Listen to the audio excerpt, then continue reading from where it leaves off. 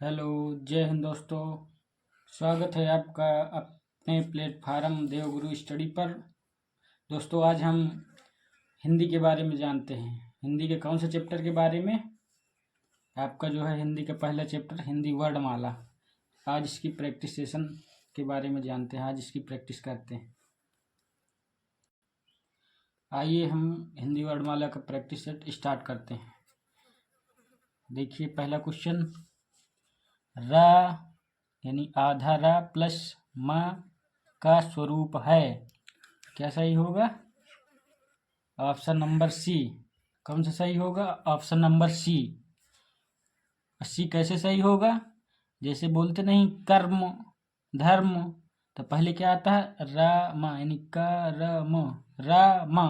तो क्या ऊपर वाला रहेगा? क्या रहेगा? ऊपर वाला रहा, इसलिए ऑप्शन नंबर सी सही होगा। आइए दूसरा नंबर क्वेश्चन, उद्यान का शुद्ध वर्ण विच्छेद है। तो उद्यान का सब शुद्ध वर्ण विच्छेद क्या होगा? ऑप्शन नंबर सी सही होगा। उ प्लस आधा दा प्लस आधा या प्लस बड़ा आ प्लस आधा ना प्लस आ, ये सही होगा। ऑप्शन नंबर सी सही होगा। अगला क्वेश्चन, हिंदी वर्णमाला में व्यंजनों की संख्या है। तो हिंदी वर्णमाला में व्यंजनों की संख्या कितनी होती है? आप सबको पता होगा, 33। कितनी होती है? 33, अर्थात ऑप्शन सी नंबर सही होगा। आइए अब नेक्स्ट क्वेश्चन पर चलते हैं। अगला क्वेश्चन है, संयुक्त व्यंजन ज्ञ बनता है।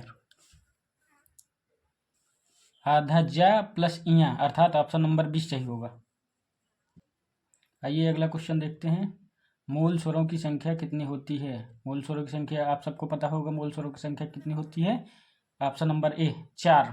आ ई उ री कितनी होती हैं? 4, अर्थात ऑप्शन नंबर ए सही है। आइए नेक्स्ट क्वेश्चन पे चलते हैं। निम्नलिखित में पश्च स्वर कौन सा होगा? पश्च स्वर कौन सा है? ऑप्शन नंबर ए आ।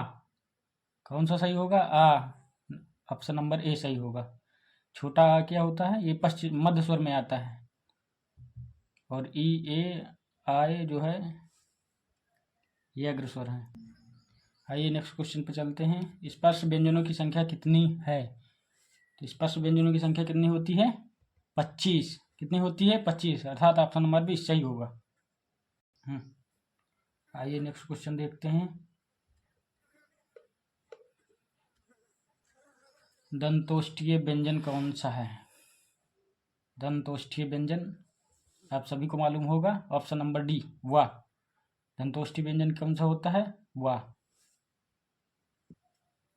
अर्थात ऑप्शन नंबर डी सही होगा। इसी में है हा।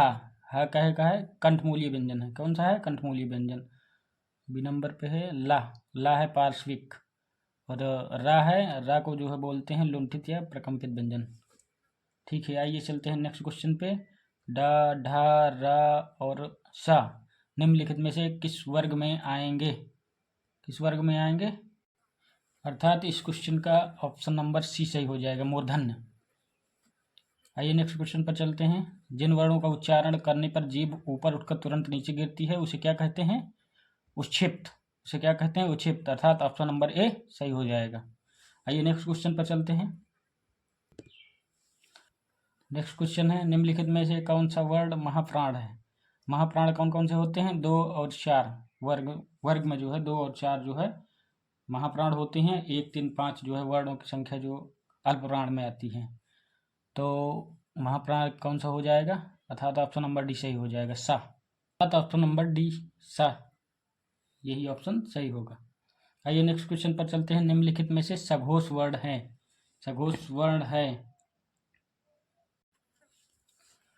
तो निम्नलिखित में सघोष वर्ण है, कौन सा होगा? ऑप्शन नंबर डी ई, क्योंकि जितने भी स्वर होते हैं ये सब सघोष वर्ण में आते हैं। और व्यंजन में देखा जाए तो सघोष वर्ण होते हैं 1 और 2 अघोष होते हैं, और 3 4 5 वर्ण जो है सघोष होते हैं। आइए नेक्स्ट क्वेश्चन देखते हैं। किन वर्णों को बीच की कड़ी कहा जाता है? ऑप्शन नंबर ए असंगत व्यंजन। क्या सही होगा? ऑप्शन नंबर ए असंगत व्यंजन सही हो जाएगा। नेक्स्ट क्वेश्चन है, मुख खुलने के आधार पर स्वर के कितने भेद होते हैं? अर्थात मुख खुलने के आधार पर स्वर के कितने भेद होते हैं? 4। ऑप्शन नंबर डी सही होगा। अगला क्वेश्चन है, निम्नलिखित में से विजातीय स्वर है, अर्थात विजातीय स्वर कौन सा है? ऑप्शन नंबर डी आय। आय कैसा स्वर है? ये संयुक्त स्वर है। ठीक है, आइए नेक्स्ट क्वेश्चन पर चलते हैं। जिन स्वरों का निर्माण दो खंड के द्वारा हुआ है उसे क्या कहते हैं? उसे कहते हैं संधि स्वर। क्या कहते हैं? संधि स्वर। अगला क्वेश्चन है, निम्नलिखित में वृत्तमुखी स्वर है, वृत्तमुखी स्वर है ऑप्शन नंबर डी, अर्थात बड़ा ऊ। ऊ क्या होगा? ऑप्शन नंबर डी सही होगा। नेक्स्ट क्वेश्चन पर चलते हैं। नेक्स्ट क्वेश्चन है, भाषा की सार्थक लघुत्तम इकाई है, तो भाषा की सार्थक लघुत्तम इकाई कौन सी होगी? तो भाषा की सार्थक लघुत्तम इकाई क्या होगी? ऑप्शन नंबर सी शब्द। अगर यही क्वेश्चन पूछ ले भाषा की लघुत्तम इकाई, तब आपका उत्तर हो जाता ऑप्शन नंबर ए, क्या हो जाता? ध्वनि। आइए नेक्स्ट क्वेश्चन पर चलते हैं। हिंदी शब्द की व्युत्पत्ति हुई है, तो हिंदी शब्द की व्युत्पत्ति कहाँ से हुई है? ईरानियों के द्वारा। ऑप्शन नंबर सी सही होगा। आइए नेक्स्ट क्वेश्चन, हिंदी शब्द मूलतः किस भाषा का है? तो हिंदी शब्द मूलतः किस भाषा का है? ऑप्शन नंबर बी फारसी। फारसी भाषा का है। आइए नेक्स्ट क्वेश्चन पर चलते हैं। हिंदी दिवस मनाया जाता है, तो हिंदी दिवस कब मनाया जाता है? 14 सितंबर, अर्थात ऑप्शन नंबर ए सही होगा। आइए नेक्स्ट क्वेश्चन देखते हैं। नेक्स्ट क्वेश्चन है, हिंदी का उद्भव क्रम क्या होगा, अर्थात हिंदी उद्भव का सही क्रम क्या होगा? तो हिंदी भाषा का उद्भव कहाँ से हुआ है? ऑप्शन नंबर डी सही होगा। पहले संस्कृत भाषा आई, फिर पाली, प्राकृत, अपभ्रंश, अवहट्ट, फिर हिंदी, अर्थात ऑप्शन नंबर डी सही होगा। आइए नेक्स्ट क्वेश्चन पर चलते हैं। अगला क्वेश्चन है, निम्नलिखित में से पार्श्विक ध्वनि कौन सी है? पार्श्विक ध्वनि अभी आपको हमने ऊपर बताया था, पार्श्विक ध्वनि कौन सी है? ला, अर्थात ऑप्शन नंबर बी सही होगा। आइए नेक्स्ट क्वेश्चन पर चलते हैं। नेक्स्ट क्वेश्चन है, हिंदी स्वरों का वर्गीकरण जब जीभ के भाग के आधार पर किया जाता है तो निम्नलिखित में से कौन सा भेद इसके अंतर्गत नहीं आएगा? तो कौन सा भेद इसके अंतर्गत नहीं आएगा? समृद्ध स्वर, अर्थात ऑप्शन नंबर सी सही होगा। कौन सा सही होगा? ऑप्शन नंबर सी सही होगा। आइए चलते हैं नेक्स्ट क्वेश्चन पे। नेक्स्ट क्वेश्चन है, निम्नलिखित में से कौन सा मूर्ध दीर्घ स्वर नहीं है? मूर्ध दीर्घ स्वर कौन सा नहीं है? ऑप्शन नंबर डी आए। कौन सा नहीं होगा? आए। आइए चलते हैं नेक्स्ट क्वेश्चन पर। नेक्स्ट क्वेश्चन है, अंत्यस्थ और अर्धस्वरों की संख्या कितनी होती है? 6, अर्थात ऑप्शन नंबर बी सही होगा। अंत्यस्थ में 4 वर्ण होते हैं, या, रा, ला, वा। अर्धस्वरों की संख्या कितनी होती है? 2, या और वा, ये होते हैं अर्धस्वर, अर्थात अंत्यस्थ और अर्धस्वरों को मिलाकर कुल संख्या हो गई 6, अर्थात ऑप्शन नंबर बी सही होगा। आइए नेक्स्ट क्वेश्चन पर चलते हैं। अगला क्वेश्चन है, काकल वर्ण कौन सा है? काकल वर्ण कौन सा होता है? हा, अर्थात ऑप्शन नंबर ए सही होगा। नेक्स्ट क्वेश्चन है, या का उच्चारण स्थान होगा, तो या का उच्चारण स्थान क्या होगा? तालब। क्या होगा? तालब, अर्थात ऑप्शन नंबर सी सही होगा। नेक्स्ट क्वेश्चन है, देवनागरी लिपि लिखी जाती है, देवनागरी लिपि कैसे लिखी जाती है? बाएं से दाएं की ओर। कैसे लिखी जाती है? बाएं से दाएं की ओर लिखी जाती है, ऑप्शन नंबर डी सही होगा। तो नेक्स्ट क्वेश्चन है, गांधारी लिपि लिखी जाती है, गांधारी लिपि कैसे लिखी जाती है? दाएं से बाएं की ओर। कैसे लिखी जाती है? दाएं से बाएं की ओर, अर्थात ऑप्शन नंबर बी सही होगा। देवनागरी लिपि की जस्ट अपोजिट क्या होती है? गांधारी लिपि होती है। नेक्स्ट क्वेश्चन है, निम्नलिखित में से कौन सा मूल दीर्घ स्वर नहीं है? दीर्घ स्वर कौन सा नहीं है? ऑप्शन नंबर ए ओ। कौन सा नहीं है? ओ, अर्थात ऑप्शन नंबर ए सही होगा। नेक्स्ट क्वेश्चन है, हिंदी में ध्वनियाँ कितने प्रकार की होती हैं? तो हिंदी में ध्वनियाँ होती हैं 2 प्रकार की। कौन कौन सी? स्वर और व्यंजन। अगला क्वेश्चन है, मुख विवर के आधार पर स्वर के कितने भेद होते हैं? मुख विवर के आधार पर स्वर के कितने भेद होते हैं? तो मुख विवर के आधार पर स्वरों की संख्या कितनी होती है? Option number A 4। कितने भेद होते हैं मुख विवर के आधार पर स्वर के? 4 भेद होते हैं, अर्थात ऑप्शन नंबर ए सही होगा। नेक्स्ट क्वेश्चन है, उच्चारण के आधार पर वर्णों की संख्या कितनी होती है? तो उच्चारण के आधार पर वर्णों की संख्या होती है 45, अर्थात ऑप्शन नंबर डी सही होगा। नेक्स्ट क्वेश्चन है प्रकम्पी वर्ड है, तो प्रकम्पी वर्ड अभी हमने आपको ऊपर बताया, प्रकम्पी वर्ड कौन सा है, रा, अर्थात ऑप्शन नंबर बी सही होगा। अगला क्वेश्चन है निम्नलिखित में से प्राकृतिक स्वर है, तो प्राकृतिक स्वर तो सभी होते हैं, आ ई उ अर्थात उपर्युक्त सभी, अर्थात ऑप्शन नंबर डी सही होगा। नेक्स्ट क्वेश्चन है जिस व्यंजन के उच्चारण के समय जीभ की नोक वायु से रगड़ खाकर कांपती है तो उसे क्या कहते हैं,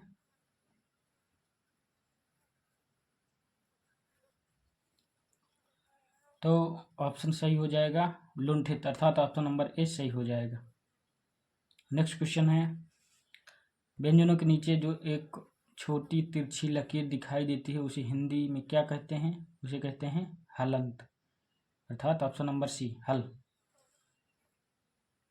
नेक्स्ट क्वेश्चन है निम्नलिखित में से स्पर्श संघर्षी स्वर है, तो स्पर्श संघर्षी स्वर कौन सा हो जाएगा, ऑप्शन नंबर ए ई, अर्थात ऑप्शन नंबर ए सही हो जाएगा।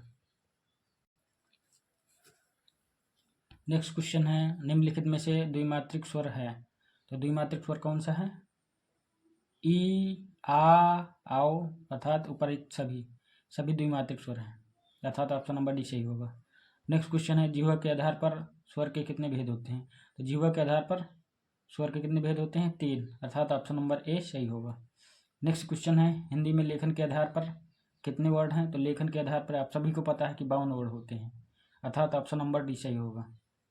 अगला क्वेश्चन है आषाढ़ शब्द में किस व्यंजन का प्रयोग हुआ है, आषाढ़ शब्द में किस व्यंजन का प्रयोग हुआ है, द्विगुण व्यंजन, अर्थात ऑप्शन नंबर बी सही होगा। द्विगुण व्यंजन कौन कौन से होते हैं, डा ढा, तो द्विगुण व्यंजन कौन कौन से होते हैं, तो द्विगुण व्यंजन होते हैं डा और ढा, अर्थात नीचे डा के नीचे बिंदु लगा होता है, ढा के नीचे बिंदु लगा होता है, अर्थात ऑप्शन नंबर बी सही होगा। नेक्स्ट क्वेश्चन है अनुस्वार किसका कार्य करता है, तो अनुस्वार किसका कार्य करता है, पंचम वर्ण का, अर्थात ऑप्शन नंबर सी सही होगा। पंचम वर्ण कौन कौन से होते हैं, अंगा, इया, डा, ना, मा, ये होते हैं पंचमाक्षर। ठीक है, आइए नेक्स्ट क्वेश्चन पर चलते हैं। लिपि चिन्हों के क्रमबद्ध को क्या कहा जाता है, तो लिपि चिन्हों के क्रमबद्ध समूह को क्या कहा जाता है, वर्णमाला, अर्थात ऑप्शन नंबर डी सही होगा। आइए नेक्स्ट क्वेश्चन पर चलते हैं। जिन ध्वनियों की गणना न स्वर में होती है और न ही व्यंजन में होती है उसे क्या कहते हैं, उसे कहते हैं अयोगवाह, क्या कहते हैं, अयोगवाह, अर्थात ऑप्शन नंबर डी सही होगा। नेक्स्ट क्वेश्चन पे चलते हैं। इनमें से कौन सी देवनागरी लिपि की वर्ण ध्वनि नहीं, तो देवनागरी लिपि की वर्ण ध्वनि कौन सी नहीं है, ग्रीवा ध्वनि नहीं है, कौन सी नहीं है, अर्थात ऑप्शन नंबर ए सही होगा, ग्रीवा ध्वनि। बाकी है मूर्धा ध्वनि है, कंठ ध्वनि है, दंतोष्ठ ध्वनि है, तालब्य ध्वनि है, ये सब जो है देवनागरी लिपि की ध्वनियाँ हैं। ये ग्रीवा ध्वनि जो है देवनागरी लिपि की नहीं है, अर्थात ऑप्शन नंबर ए सही होगा। आइए नेक्स्ट क्वेश्चन पर चलते हैं। विसर्ग से बना शब्द कौन सा है, तो विसर्ग से बना शब्द कौन सा है, निःस्पृह, निःस्पृह, अर्थात ऑप्शन नंबर ए सही होगा। नेक्स्ट क्वेश्चन पर चलते हैं। अगला क्वेश्चन है किस स्वर के उच्चारण में दीर्घ स्वर से भी अधिक समय लगता है, तो किस स्वर के उच्चारण में दीर्घ स्वर से अधिक समय लगता है, प्लत स्वर, कौन सा स्वर है, प्लत स्वर, अर्थात ऑप्शन नंबर डी सही होगा। आपको मालूम होगा स्वर जो है 3 प्रकार के होते हैं, तो स्वर जो है 3 होते हैं, पहला है हर्ष स्वर, दीर्घ स्वर और तीसरा है प्लत स्वर। आइए नेक्स्ट क्वेश्चन पर चलते हैं। प्रत्येक शब्द की वर्तनी के सभी वर्णों को उसी क्रम में अलग अलग दिखाना क्या कहलाता है, वर्ण विच्छेद, क्या कहलाता है, वर्ण विच्छेद, अर्थात ऑप्शन नंबर बी सही होगा। नेक्स्ट क्वेश्चन है निम्नलिखित में से दीर्घ स्वर कौन सा है, तो दीर्घ स्वर आप सभी को मालूम होगा आ, कौन सा होगा, आ, अर्थात ऑप्शन नंबर ए सही होगा। अगला क्वेश्चन है मध्य स्वर कहते हैं, तो मध्य स्वर किसे कहते हैं, आ को बोलते हैं, अर्थात ऑप्शन नंबर डी सही होगा, आ। नेक्स्ट क्वेश्चन है,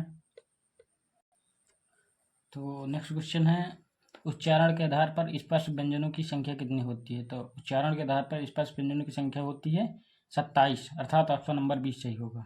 अगर पूछ ले स्पर्श व्यंजनों की कुल संख्या, तो स्पर्श व्यंजन होते हैं 25, अगर उच्चारण के आधार पर पूछे तो 27 होते हैं, अर्थात ऑप्शन नंबर बी सही होगा। नेक्स्ट क्वेश्चन है, निम्नलिखित में कौन सा दीर्घ स्वर नहीं है? तो दीर्घ स्वर कौन सा नहीं है?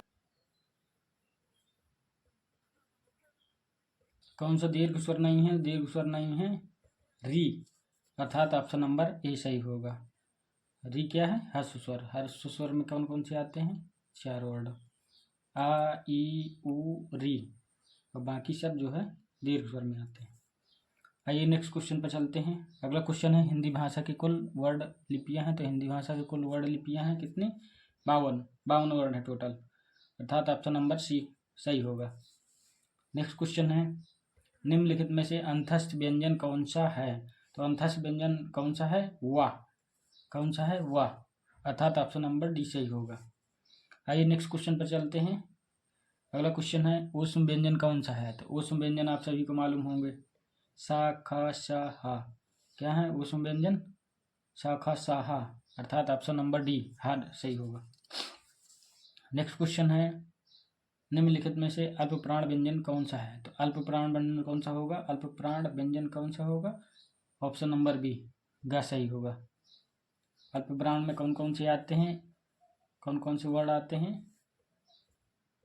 1 3 5, 1 3 5 अल्पप्राण में आते हैं, और 2 और 4 जो है महाप्राण वर्ड में आते हैं। अगला क्वेश्चन है, ई चा छा जा झा इया आदि का उच्चारण स्थान होता है।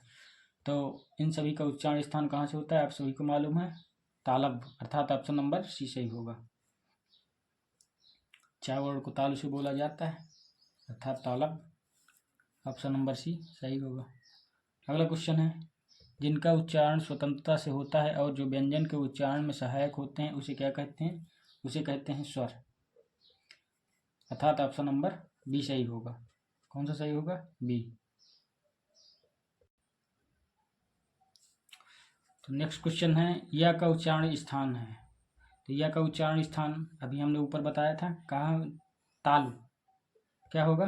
तालु, अर्थात ऑप्शन नंबर डी सही होगा। आइए नेक्स्ट क्वेश्चन पर चलते हैं। उच्चारण के आधार पर स्वरों की संख्या कितनी होती है? तो उच्चारण के आधार पर स्वरों की संख्या होती है 10, अर्थात ऑप्शन नंबर बी सही होगा। उत्पत्ति के आधार पर स्वर के कितने भेद होते हैं? तो उत्पत्ति के आधार पर स्वर के कितने भेद होते हैं? 2 भेद होते हैं, अर्थात ऑप्शन नंबर सी सही होगा। कौन कौन से होते हैं उत्पत्ति के आधार पर? मूल स्वर और संधि स्वर। उत्पत्ति के आधार पर स्वर के 2 भेद, मूल स्वर और संधि स्वर, अर्थात ऑप्शन नंबर सी सही होगा। नेक्स्ट क्वेश्चन है, वर्ण तालिका के अनुसार ह्रस्व दीर्घ और प्लत स्वर क्या हैं? तो ह्रस्व दीर्घ और प्लत स्वर जो है स्वर होते हैं, अर्थात स्वर की भेद है, ह्रस्व दीर्घ स्वर प्लत, अर्थात ऑप्शन नंबर सी सही होगा। अगला क्वेश्चन है, दो व्यंजन जब एक साथ मिलते हैं, दो व्यंजन जब एक साथ मिलते हैं तो क्या कहलाते हैं? तो जब 2 व्यंजन एक साथ मिलते हैं तो उसे संयुक्त व्यंजन कहते हैं, अर्थात ऑप्शन नंबर ए सही होगा। दोस्तों इसी के साथ आज का सेशन समाप्त करते हैं। अगर वीडियो पसंद आए तो चैनल को लाइक करें, शेयर करें, सब्सक्राइब करें। धन्यवाद।